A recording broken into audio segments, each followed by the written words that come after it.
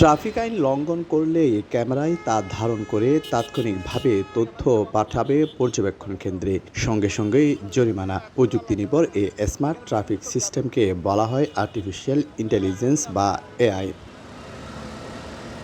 উন্নত বিশ্ব ব্যবস্থার এই যুগে এসেও চট্টগ্রামের ট্রাফিক সিস্টেম চলছে ম্যানুয়ালি বা হাতের ইশারায়। তবে সম্প্রতি রাজধানীর কিছু সড়কে স্বয়ংক্রিয় এআই পদ্ধতিতে সফলতার পর এবার একই সিস্টেম চালুর পরিকল্পনা নিচ্ছে চট্টগ্রাম সিটি কর্পোরেশন। ২১৭ কোটি টাকার প্রকল্পে প্রাথমিকভাবে ডিপিপিও প্রস্তুত করা হয়েছে।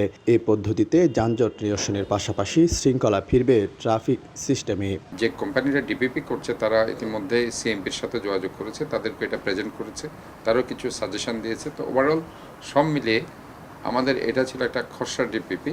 ফাইনাল ডিপিপি আমরা রেডি করে সেটা সাবমিট করব। প্রকল্পের আওতায় ৫টি জোনে বিভক্ত করে শহরের গুরুত্বপূর্ণ ৫৩টি মোড় বা ইন্টারসেকশনে বসানো হবে এই স্মার্ট ট্রাফিক সিগন্যাল, যার নিয়ন্ত্রণ হবে কেন্দ্র থেকে। এই আধুনিক পদ্ধতিকে স্বাগত জানিয়েছেন গাড়ি চালক ও নগরবাসী। ট্রাফিকের থেকে অটোমেটিক যে সিগন্যালটা এটা ভালো। না মানলে তার তো এখন মামলা হয়, 2 ঘন্টা পরে তার বাসায় মামলার স্লিপ চলে যায়। এটাতে হয়তো এখন অনেকে সচেতন হবে, আইন মান অটোমেটিক যেহেতু মামলা চলে আসবে আর হয়রানি হবে না জনগণের। যদি আইন মানে সবাই ভালো হবে। ট্রাফিক পুলিশ ও বিআরটিআই এর সঙ্গে সমন্বয় করে করা হচ্ছে প্রকল্পটি। সিগন্যাল না মানা, অবৈধ ইউটার্ন, লেন পরিবর্তন, অতিরিক্ত গতিসহ নানা অনিয়ম ক্যামেরায় দেখে নিয়ন্ত্রণ করা হবে জরিমানা।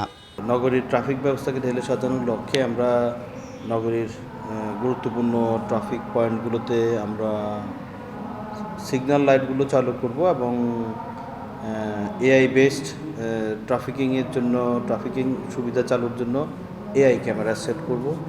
তো এই জন্য আমরা প্রাথমিকভাবে পাইলটিং হিসাবে দ্রুততর সময়ের মধ্যে চেষ্টা করছি কিছু গুরুত্বপূর্ণ পয়েন্ট সিলেক্ট করে সেখানে এই কার্যক্রম শুরু করতে। আগামী ২ মাস পর পরীক্ষামূলকভাবে নগরীর বেশ কয়েকটি মোড়ে প্রাথমিকভাবে এআই ট্রাফিক সিস্টেম চালুর কথাও বলছে সিটি কর্পোরেশন ও পুলিশ কমিশনার। শফিকুল আলম, সময় সংবাদ, চট্টগ্রাম।